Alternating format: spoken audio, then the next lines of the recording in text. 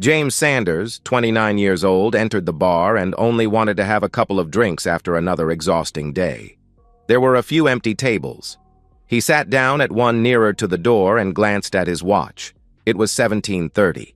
He would drive to his hotel afterward, take a shower, and dine at the Chinese restaurant across the street. Once back to his room, he would call his wife Nancy, as he had been doing these past 3 days. He missed her a lot, and leaving her alone in Buffalo for business trips has never been easy. They met after college, dated, and married 3 years ago. She was a financial planner and worked in the Buffalo branch of a Fortune 500 company dealing with insurance and investment.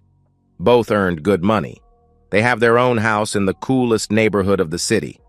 Nancy managed their finances, and their nest egg has been growing above expectation. These last 2 months, she has been constantly after him to think about a baby. James had a few projects and promised her that in a couple of months, they would start a family. Being a computer engineer, he was in Albany, New York, at a client warehouse to test a system he had designed and developed. "Thank God we are almost done," he told himself. "Tomorrow afternoon I'm driving back home and we'll be all over each other." He smiled, feeling a rush of anticipation.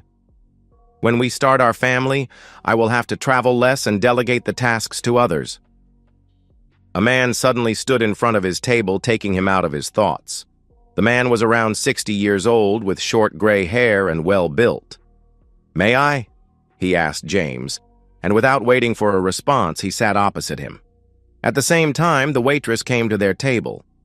"2 rum and cokes with a slice of lemon in each, please," the man ordered. James sat there bewildered.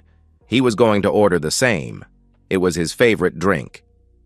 "Oh, excuse me." The man turned to James. "My name is Alexander and my friends call me Al." He reached out to him. "A few calls me the Great, but I don't like it." "What can I do for you, Mr. Alexander?" James asked. "Please call me Al, like your father did." "You knew my father?" James almost jumped from his chair. "Henry Sanders and I served together in the Army. He died when I was 5. "I know, James." Al smiled. "He was killed in an ambush in the Middle East. I was too young at that time. I don't recall him that much, but my mom has kept all his pictures to remind me of him." The waitress came with their drinks. "Like father, like son." Al raised his glass after the waitress walked away. "Your dad also liked to drink rum and coke." "Oh, really?" James asked. "Yes. He always had a bottle hidden somewhere. Till now I can't figure out how he succeeded to conceal it from our higher grades." "We were told that he died as a hero," James answered. "He has always been a hero. It was late evening, and while returning to our camp from a patrol tour, we were ambushed by the enemy. He sacrificed himself for us." Al mopped his eyes. "In fact, he died in my arms." Al continued. "Before he left this world, he made me promise to look after his family." He gulped down his rum and beckoned the waitress. 3 months later, I was shot and the bullet passed through my body a few millimeters from my heart." Al continued. "You were lucky." "Yes, I was."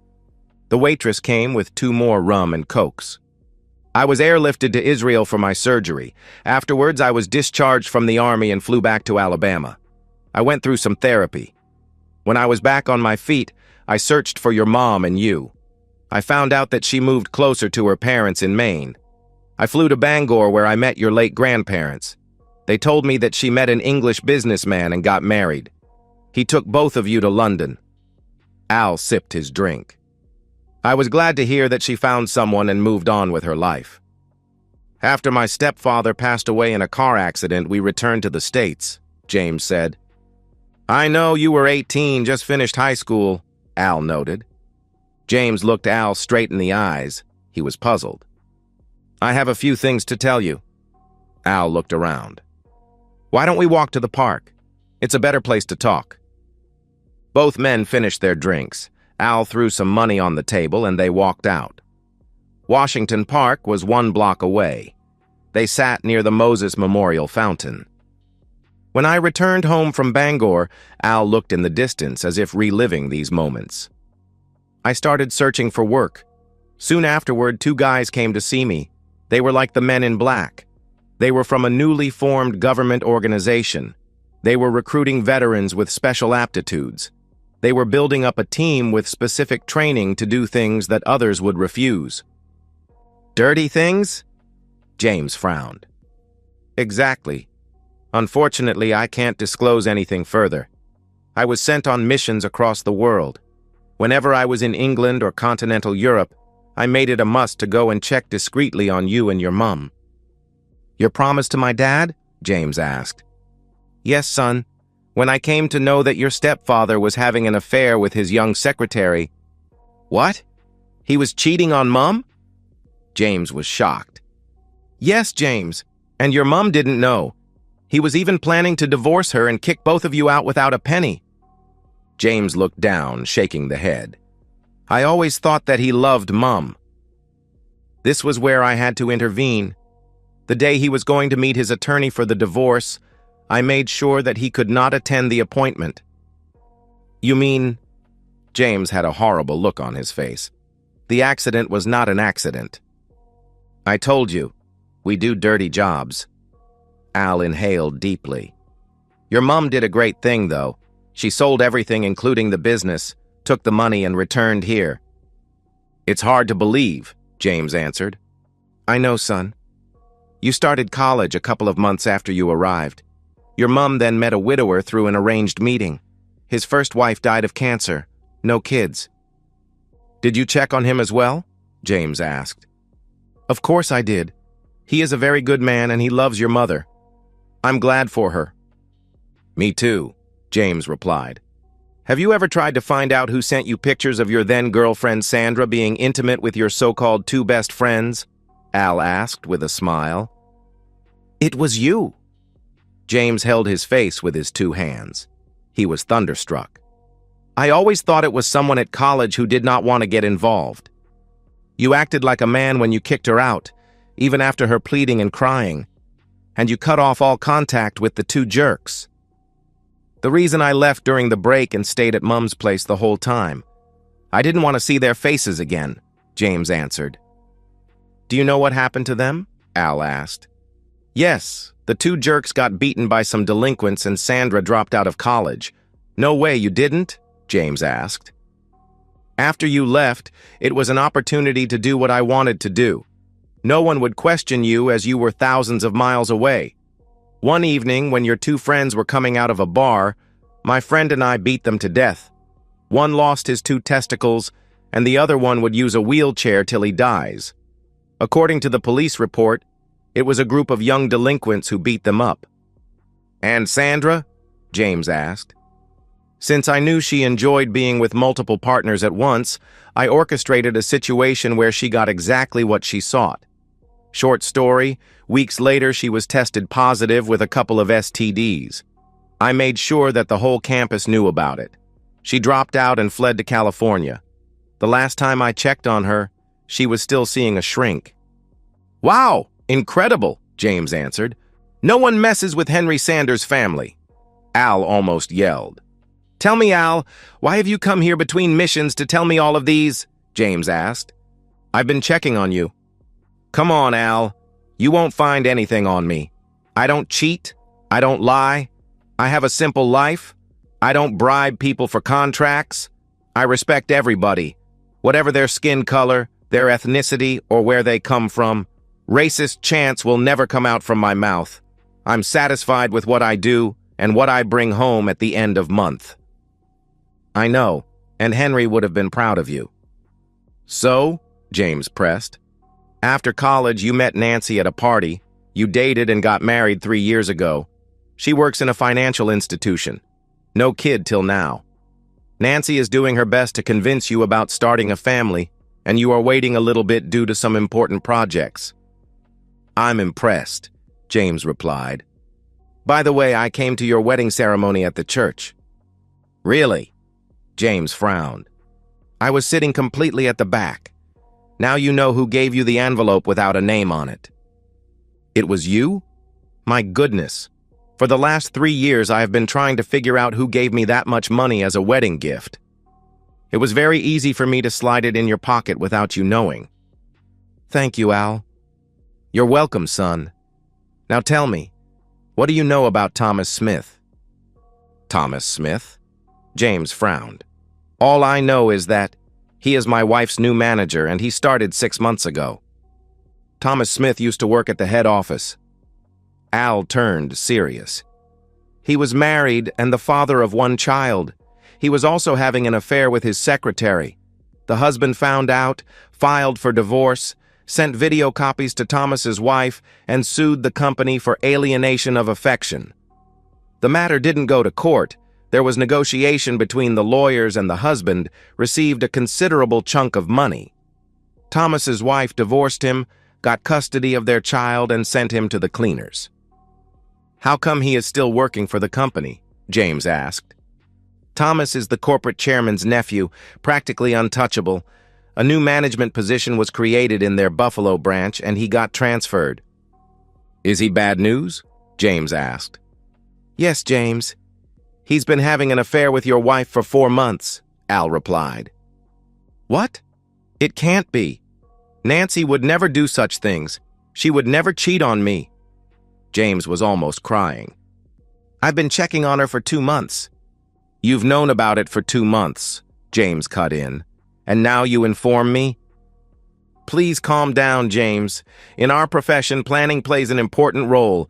I had to wait for your next business trip to start Operation Cheaters. You have a name for it, lashed out James. Listen to what I have to say. They have been intimate in motels and sometimes in your bed when you were working late. We have wired your house. We have video recordings. Don't worry. Whenever you were at home, we switched everything off. From what I can see, she was never coerced or blackmailed. Al removed his Android, pressed a video file, and handed it to James. This is a recording from last night. Please don't throw away my phone through anger. James recognized his bedroom. Nancy, dressed in her white wedding gown, was on all four with Thomas. Whose body is this? He asked. Yours, Tom, Nancy replied. When will your wimp husband decide about a baby? He asked. Soon, lover. I'm working on it. It will be my seed which will grow in your womb, Thomas said. It will be your child, baby. I'll see to it. All your children will be mine. Do you understand? Thomas pressed. Yes, my love, she replied. A heartbroken James could watch no more. He handed the phone to Al and started crying. Al switched it off and put it into his pocket. Crying won't solve anything, Al shouted.